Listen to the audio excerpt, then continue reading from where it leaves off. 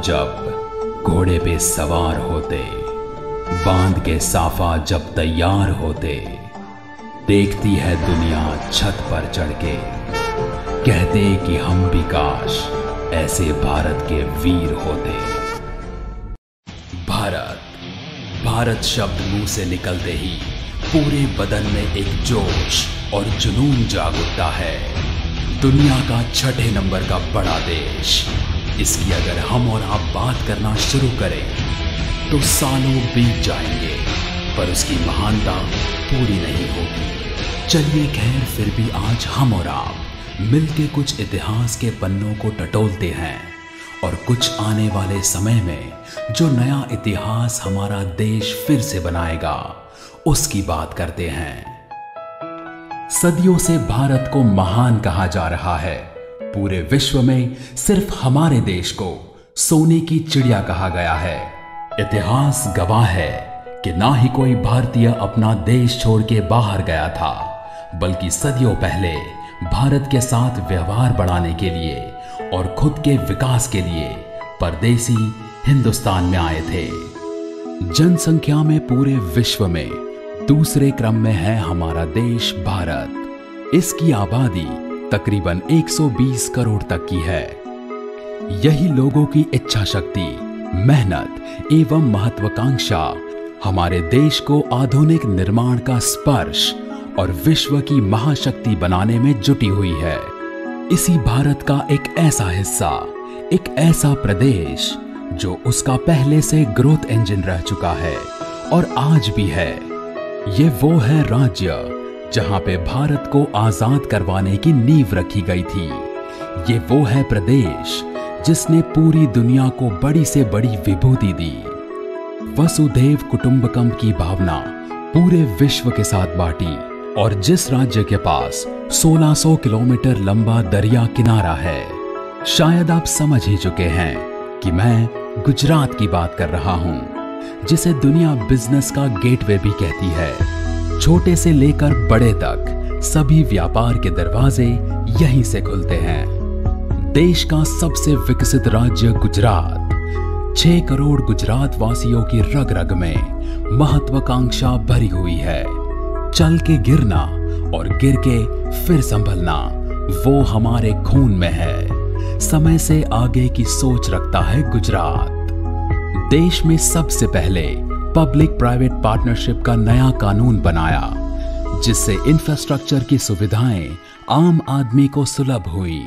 गुजरात की आदत हर बार विराटकाय परियोजनाओं को साकार करने की रही है, जिनके उत्कृष्ट उदाहरण कुछ इस प्रकार हैं। India's largest dam, Asia's biggest LAN network, Asia's biggest grass root petroleum refinery, India's first river linking project, all village broadband connectivity, India's first chemical port, largest road network, 24/7 electricity availability in all villages, और ढेर सारी multinational कंपनियों का घर है गुजरात। गुजरात खुद का हिस्सा बढ़ाने में और औरों को अपना हिस्सा देने में मानता है, इसीलिए पिछले कई सालों से सर्वोच्च स्थान पे टिका हुआ है और फॉरेन इन्वेस्टमेंट में नंबर 1 पर है।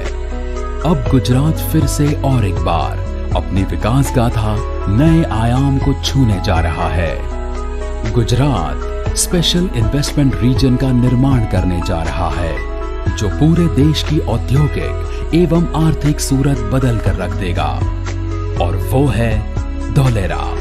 Dholera SIR, bigger than biggest SIR in the world, Dholera SIR। किसी भी जगह को एक ऊंचे आयाम पे जाने के लिए और डेवलपमेंट के लिए जो आवश्यकताएं होती है, उससे भी कहीं ज्यादा धोलेरा में है।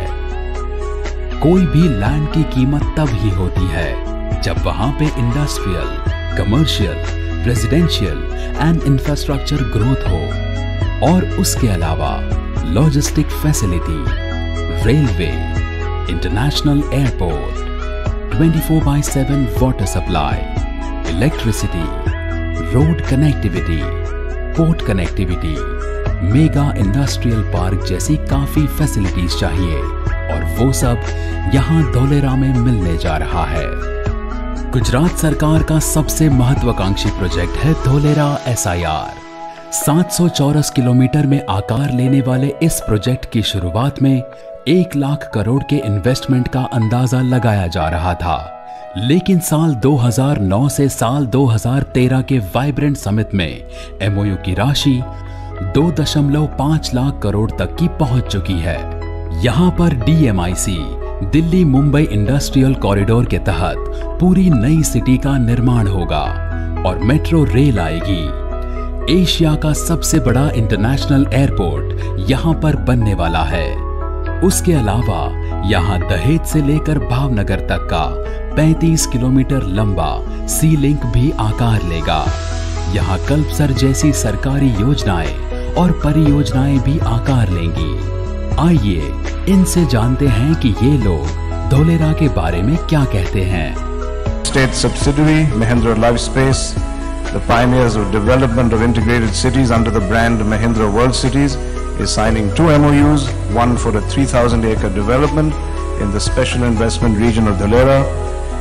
This will create over 100,000 jobs and attract investments in excess of 10,000 crores.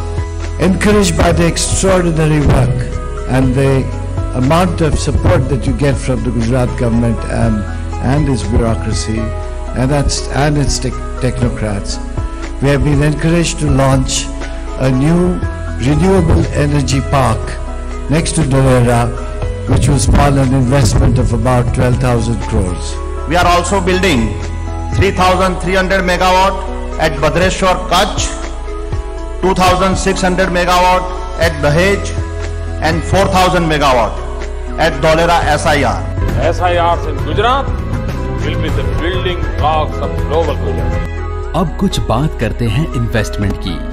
आज हर एक छोटा बड़ा निवेशक अपनी जो पूंजी का निवेश करता है उसमें वह 3 ऑप्शंस सिलेक्ट करता है। पहला इक्विटी शेयर, दूसरा गोल्ड सिल्वर कमोडिटी और तीसरा है रियल एस्टेट। पहले के जो 2 ऑप्शन हैं उसमें शायद रिटर्न ज्यादा मिलते हैं पर उसमें रिस्क भी ज्यादा रहता है। पर रियल एस्टेट वो एक ऐसा सेगमेंट है जिसमें रिटर्न्स की गारंटी ज्यादा रहती है और जमीन ही केवल एक ऐसी चीज है जिसका रिप्रोडक्शन नहीं होता है और दिन ब दिन जनसंख्या भी बढ़ती जाएगी।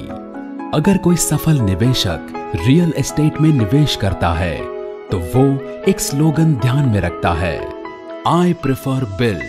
बी यानी के बिल्ड, एल यानी के लोकेशन, आई यानी के प्रॉपर्टी इन्वेस्टमेंट, डी यानी के डेवलपर। यहाँ आपके लिए क्लब हाउस, बच्चों के लिए children play area, yoga area, jogging track, garden और ऐसी बहुत सारी अनगिनत सर्विसेज और एमिनिटीज उपलब्ध हैं।